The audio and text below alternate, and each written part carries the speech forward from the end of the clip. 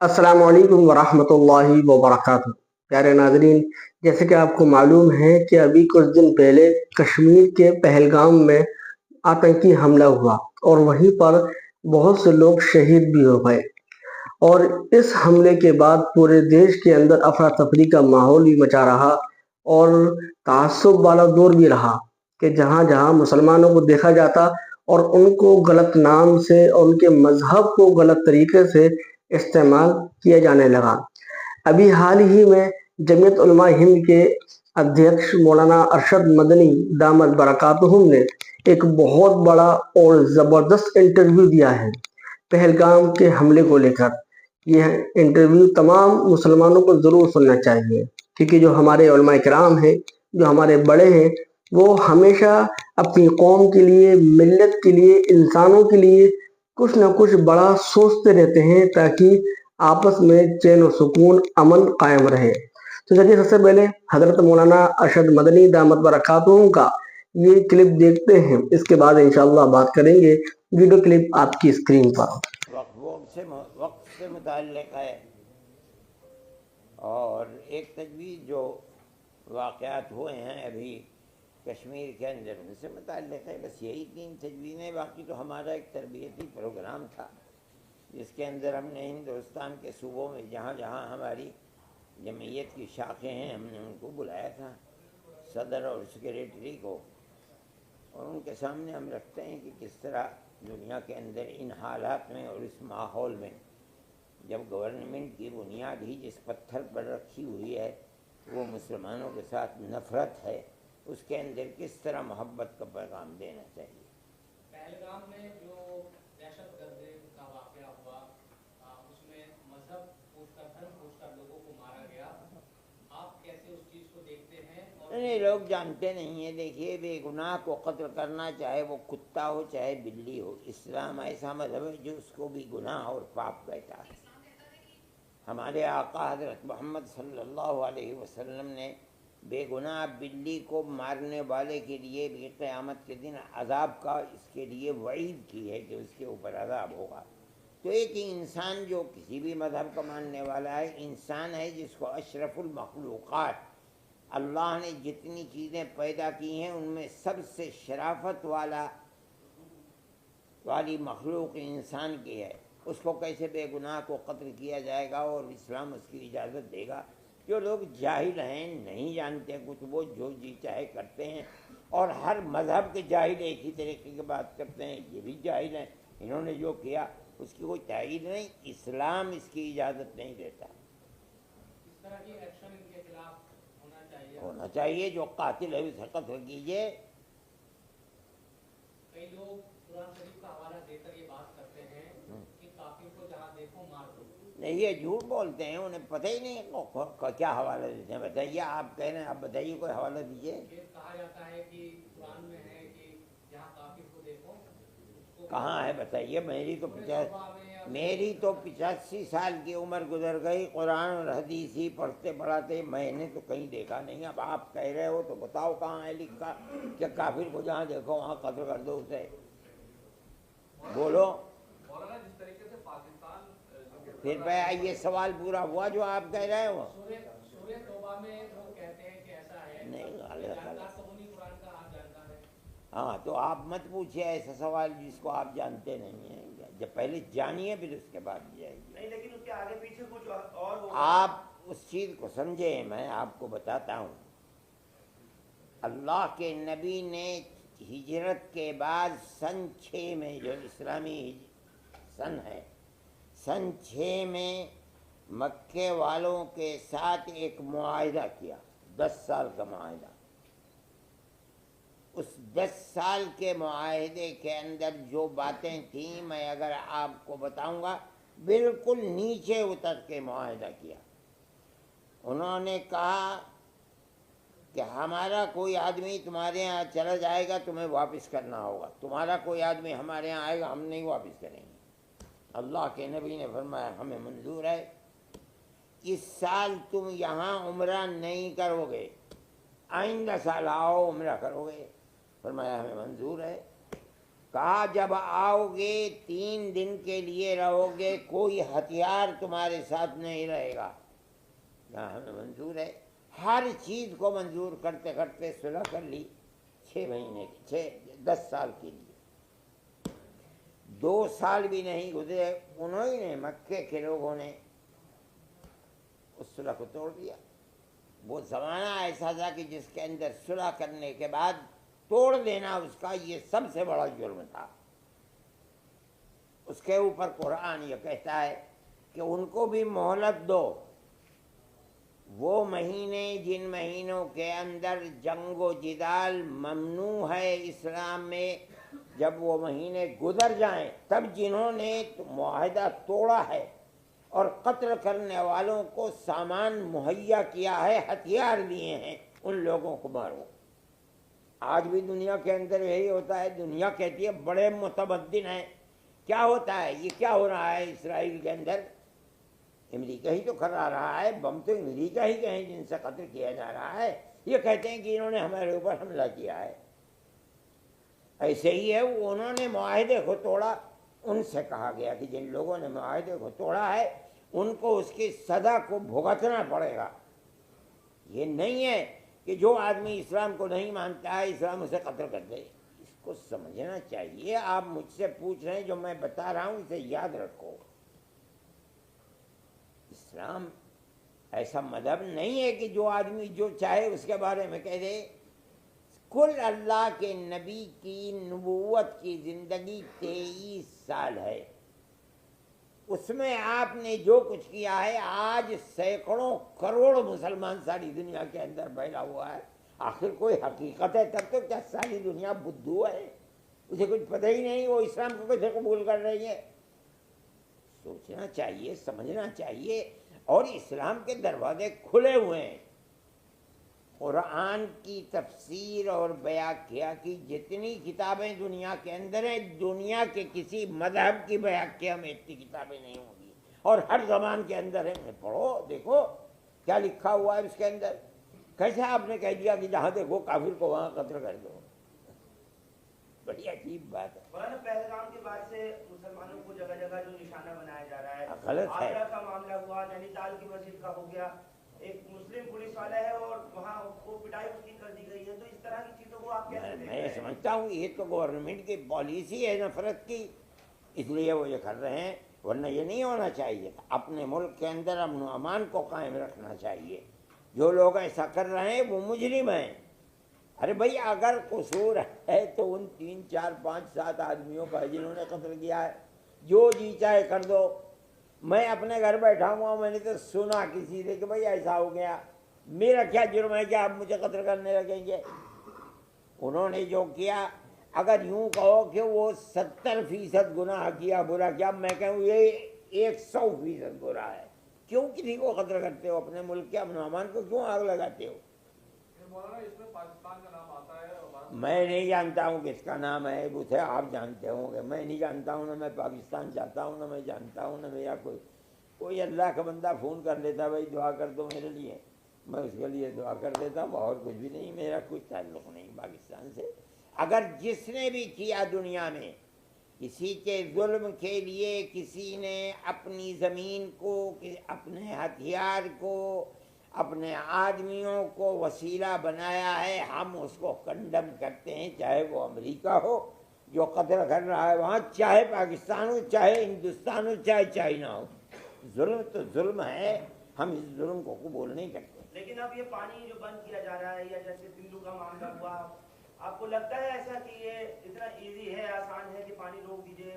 ارے بھائی 2:30 بجے آپ نے پریس کانفرنس رکھ کے میرا کھانا بند کر دیا، اب بتاؤ جرم ہے کہ نہیں ہے ظلم؟ ارے بھائی مجھے کیا کہنا ہے یار، پانی کو کوئی بند کرتا ہے؟ بند کر دو پانی کو بابا۔ پانی آج سے تھوڑا ہی پتہ نہیں کتنے ہزار سال سے ستلج، بیاس، راوی، چناب، جہلم بہ رہے ہیں، وہاں جا کر کے وہ دریائے سندھ بن جاتے۔ آسان ہے ان دریاؤں کہاں لے جاؤ گے؟ کوئی آسان کام ہے؟ میرا کوئی مطالبہ سرکار سے نہیں ہے، پیار و محبت کی حکومت ہونی چاہیے، نفرت کی حکومت نہیں ہونی چاہیے۔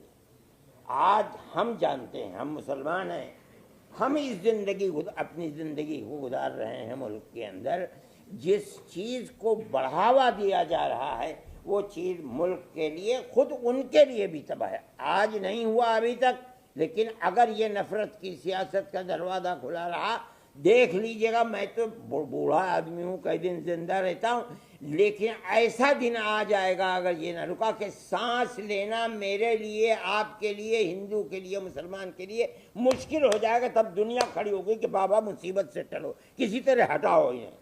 کیسے زندہ رہے گا ملک؟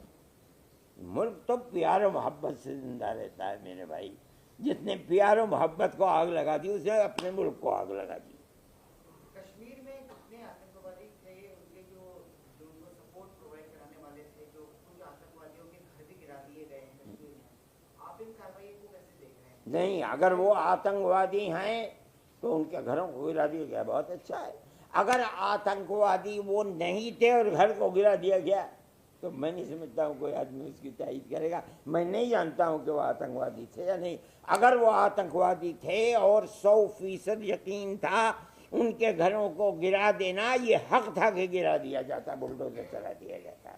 لیکن اگر وہ نہیں ہے تو ان کے اوپر بلڈوزر کا چلانا میں نہیں سمجھتا ہوں کہ اس کی کوئی آدمی تائید کرے گا۔ کتنا بڑا فیلئر مانتے ہیں مدنی صاحب آپ کے، اگر پاکستان سے آتنکوادی اندر تک گھس کر آئے، اور وہ بھی کشمیر جیسی جگہ جہاں ہر 1-1.5 کلومیٹر کے دائرے میں چیکنگ ہوتی ہے، وہاں کتنا بڑا آپ مانتے ہیں کہ لیپس ہے یہ فیلئر؟ میں سے کیوں یہ بات کہتے ہو؟ میں نے پہلے دن یہ بات کہی تھی، سب سے پہلا بیان میرا آیا تھا، میں نے یہ بات کہی تھی کہ یہ بات سوچنے کی ہے کہ آتنکوادی وہاں پہنچے کیسے۔ کشمیر وہ جگہ ہے جہاں قدم قدم پر، چپے چپے پر آپ کو فوج کا آدمی ملے گا، ریوالور یا بندوق لیے ہوئے۔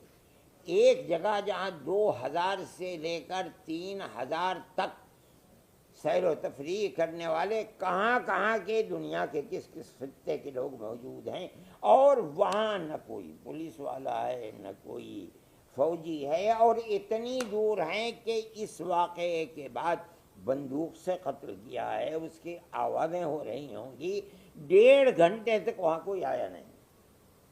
میں سمجھتا ہوں کہ گورنمنٹ کو اس پر بھی نظر کرنی چاہیے، واقعہ کیا ہے، کیا ہوا۔ یہ گورنمنٹ کا فرض ہے کہ اس کو دیکھے، اور جہاں سے یہ سوت پھوٹ رہا ہے اس سوت کو بند کرے، ورنہ آج ہوا ہے کل کو پھر ہو جائے گا کچھ دنوں کے بعد۔ تو پلوامہ جو ہوا تھا اس کا بھی آج تک نہیں پتا؟ میرے بھائی نہیں پتا تو مجھ سے کیا پوچھتے ہو؟ مجھے یار میں نے تھوڑا ہی کرایا تھا۔ آپ لوگ شملہ کی مسجد کو لے کر بھی کوٹ گئے تھے، بات ہوئی تھی آپ کی شملہ کی مسجد کو لے کر۔ کہاں کی کہاں شملہ کی سجولی مسجد نہیں، میں کل وہاں کے ایم ڈی کمشنر نے اس کو پوری مسجد کو ہی گرانے کا اعلان کر دیا، ہمیں بتا دیا۔ ایک مسجد 50 مسجدیں گر گئیں اور 50 مسجدیں گریں گی۔ پرانے قانون کے اندر یہ ہے کہ اگر کسی شخص نے مسجد بنائی، مکان بنایا، گھر بنایا اور وہ پاکستان چلا گیا، اس کی ساری جائیداد کسٹوڈین کے اندر چلی جائے گی۔ لیکن اگر اس نے وقف کیا ہے تو وہ وقف محفوظ رہے گا، وہ کسٹوڈین میں نہیں آئے گا۔ یہ پرانا قانون ہے، اس نئی ترمیم نے اس قانون کو ختم کر دیا۔ اس کا مطلب ہے کہ جتنی مسجدیں بنائی ہوئی ہیں مظفر نگر کے اندر اس زمانے کی، ان سب مسجدوں کے اوپر بلڈوزر چل جائے گا۔ آپ ایک مسجد کو رو رہے ہو، میں سمجھتا ہوں کہ 50 نہیں 100 ہزاروں مسجدیں گرا دی جائیں گی۔ آپ دیکھیے، انتظار کیجئے، قانون یہ اور کہا جاتا ہے، مجھے حیرت ہوتی ہے کہ آدمی کھڑے ہو گئے کہتا ہے کہ ہم نے حفاظت کے لیے بنایا۔ ارے ظالموں، ہڑپ کرنے کے لیے بنایا، کہہ رہے ہو حفاظت کرنے کے لیے بنایا؟ یہ ہے قانون، آپ دیکھ لیجئے اٹھا کر کے دفعہ 108 اور 107۔ کل سنوائی ہے سپریم کورٹ میں، یہ دیکھا جائے گا کیا ہوگا۔ ہم سمجھتے ہیں کہ کورٹ جو فیصلے کر رہا ہے عام طریقے کے اوپر وہ فیصلے عدل و انصاف کے فیصلے ہوتے ہیں۔ ہمیں توقع ہے خدا کی ذات سے کہ عدل و انصاف کا فیصلہ ہوگا۔ مولانا، مسلم پرسنل لا بورڈ کے ذریعے جو الگ الگ وہ لوگ پروٹیسٹ کر رہے ہیں، کالز دے رہے ہیں، उसको आप लगातार सपोर्ट कर रहे हैं। मैं कहता हूँ कि आप सदर से पूछिए, जमीयत उलमा के बारे में मुझसे पूछिए, मैं बताऊंगा आपको। जमीयत कितना साथ है, कितना साथ नहीं है? किसके साथ? ऑल इंडिया मुस्लिम पर्सनल हर अच्छे काम में मैं आपके भी साथ हूँ। कोई काम गलत करते मैं किसके साथ हूँ? मैं तो नहीं किसी के साथ हूँ। सुप्रीम कोर्ट से जो अबूरी रोक लगी है उस पर मरकजी हुकूमत की तरफ से सुप्रीम कोर्ट में हलफनामा दाखिल किया गया है और इसको गलत कहा गया है। हाँ, उसकी हकीकत कल को मालूम हो जाएगी। अभी अयूब जफर साहब थे यहाँ, उन्होंने वो बात बताई तो वो कहते हैं कि वो चीज़ कोई हकीकत नहीं है, उसके अंदर गलत है जो उन्होंने हलफनामा दिया, और उसकी कल को हकीकत आ जाएगी सामने। मंत्री साहब, गुजरात में बांग्लादेशी घुसपैठियों के नाम पर 800 से ज्यादा लोगों को पुलिस ने रखा। देखिए, अगर गैर कानूनी तरीके के ऊपर बांग्लादेशी हिंदुस्तान में रहते हैं, वही नहीं, हिंदुस्तानी गैर कानूनी तरीके पर सऊदी अरब में रहता है, मुजरिम है, उसे निकाल ही देना चाहिए। लेकिन वो ये कहते हैं कि हम बांग्लादेशी नहीं, हम बंगाली हैं, हमारी ज़बान बंगाली है, चलो हम तुम्हें मिला देंगे, दिखला देंगे। अगर सबूत है कोई कि ये बांग्लादेशी आए थे, वीज़ा लेकर के आए थे, यहाँ रह गए, गवर्नमेंट के पास सबूत है, गर्दन पकड़ के धक्का दे के निकाल दो। लेकिन अगर वो बंगाली हैं, आसामी हैं, त्रिपुरी हैं और ज़बान उनकी वही है जो बांग्लादेश में बोली जाती है, तो सिर्फ ज़बान की बुनियाद पर, जबकि आपका मुल्क और वो मुल्क एक ही पहनावा, एक ही ज़बान बोलता है, आप किसी के हाथ को पकड़ करके बंगाली बोलता है लिहाजा बांग्लादेशी है, न करेंगे हम इसके साथ नहीं। अगर वो बांग्लादेशी हैं और वाक़अतन बांग्लादेशी, आप धक्का देके निकाल दीजिए, हमें क्या इससे लेना देना है। जब भी आतंकी हमला या दहशतगर्दाना हमला होता है तो इस्लाम से जोड़ा जाता है। हाँ। वो किसी भी तरह से, चाहे वो कलमा पढ़कर उन्होंने कुछ इस तरह के या मज़हब पूछ कर किया है, जब भी इस तरह चीज़ें होती है पाकिस्तान। मेरे भाई, बढ़ने वाला दुनिया में मजहब इस्लाम ही है, इसको किस तरह रोका जाए? सारी दुनिया इसके लिए असबाब फराहम कर दे, इस्लाम की इस बढ़ोतरी को रोका किस तरह जाए? ये एक सबब है उसके रोकने का कि इस्लाम अमन व अमान की जगह क़त्ल व गारत गरी फैलाता है, वरना इस्लाम नहीं करता ये बात। आखिर क्या बात है कि जहाँ कोई मामला जुल्म का होता है इस्लाम की तरफ लगा दिया जाता है? इस्लाम की तस्वीर को पेश किया जा रहा है कि इस्लाम एक ऐसा मजहब है कि जो काफिर को कत्ल करने के लिए कहता है, बिला वजह किसी को कत्ल कर देता है, दहशतगर्दी की तालीम देता है। क्यों है इस्लाम ऐसा मजहब? भाई क्यों नहीं है? सिख मजहब ऐसा क्यों नहीं है? जैन मजहब ऐसा क्यों नहीं है? बुद्ध से क्यों नहीं? सारी दुनिया के मज़ाहिब में तन्हा एक इस्लाम है, इसलिए कि सारी दुनिया के लोग अपने धर्म को छोड़कर जिस धर्म के अंदर आ रहे हैं, अमेरिका के अंदर, यूरोप के अंदर, वो सिर्फ एक मजहब है इस्लाम। सारी दुनिया इस चक्कर में है कि इस्लाम की तस्वीर को इतना ख़राब कर दो कि ये जो बढ़ोतरी का सिलसिला है इसे ख़त्म कर दें। वो बढ़ोतरी का सिलसिला तो बंद नहीं हो रहा है यार। मैं ये बात कह रहा हूँ, अगर इसमें किसी को इख्तिलाफ हो बताओ, इतने आदमी हैं। अब वो तो वही जो इन्होंने पूछा था वही आप पूछ रहे हैं, फिर दोबारा वहीं पहुँच गए। थोड़ा सा अलग है। अच्छा। जो पाकिस्तान के आर्मी चीफ आसिम मुनीर हैं, आजकल वो मौलाना के नाम से जाने जाते हैं, उन्होंने एक हफ्ते पहले कई इश्तियाल अंगेज बातें की थी, वो वीडियो वायरल है, वो हम सब। मेरे भाई, मैं इश्तियाल अंगेजी को और लड़ाई को मसले का हल नहीं समझता। देखिए, मैं लरसता हूँ जब ये बात आती है कि दोनों मुल्कों के अंदर लड़ाई होगी, घबराता हूँ। दोनों मुल्क की एक भी ताकतें, पाकिस्तान का हिंदुस्तान से कोई मुकाबला नहीं है। अगर वो ये महसूस करेगा जंग हो जाए और जंग में ये महसूस करेगा कि मैं ख़त्म हो रहा हूँ, तो मरता क्या न करता। मुझे उस वक्त से डर लगता है, इसलिए मैं जंग का मुखालिफ हूँ। लेकिन करने वालों को शौक है भाई, जो जी चाहे कर लो। मेरे हाथ में तो एक रिवॉल्वर भी नहीं है, तिनका भी नहीं है जिससे आपके हाथ में रिवॉल्वर है, तोप है, आप मार लो तोप उठा कर। लेकिन हल नहीं है। और कितनी जंगें पाकिस्तान की हो चुके हैं, ये बताइए क्या हल निकला? अलावा बर्बादी की कोई चीज है? जिस दिन जंग होगी हिंदुस्तान के पैसे की कीमत जमीन पर आ जाएगी।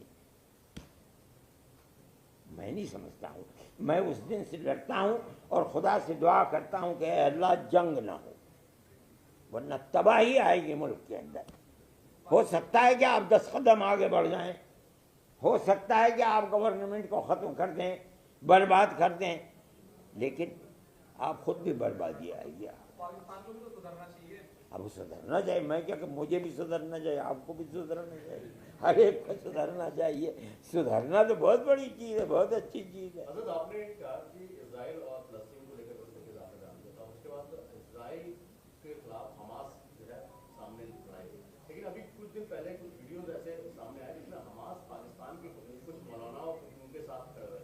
आपका क्या मानना है, हमास एक तरफ इजराइल के साथ, नहीं, पाकिस्तान के मैं जानता नहीं हूँ, ये आप कह रहे हैं, मैं आपकी तस्दीक करता हूँ, आ सकता है, खड़े हो सकते हैं वो, लेकिन हमास जिन हालात से गुजर रहा है वो भी दुनिया के सामने है।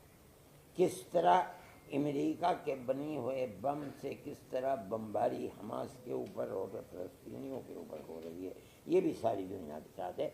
हो सकता है आदमी डूबता हुआ तिनके का सहारा लेता है, हो सकता है उन्होंने पाकिस्तान का सहारा लिया हो, पाकिस्तान का सहारा हो सकता है चीन का सहारा लेने लगे, हो सकता है रूस का सहारा लेने लगे, मैं नहीं कहता हूँ। लेकिन मैं एक बात कहता हूँ कि जिस बेदर्दी के साथ तबाह कर दिया गया, भाई मैं तो तारीख में देखता नहीं हूँ कि किसी मुल्क के रहने वालों को इस तरह बर्बाद किया गया हो जिस तरह फ़लस्तीन के रहने वालों को बर्बाद किया जा रहा है। और बड़ी ताकतें देख रही हैं, और मैं इन ताकतों की, अरब ताकतों की ये सूझबूझ की बात समझता हूँ कि ये इस जंग के अंदर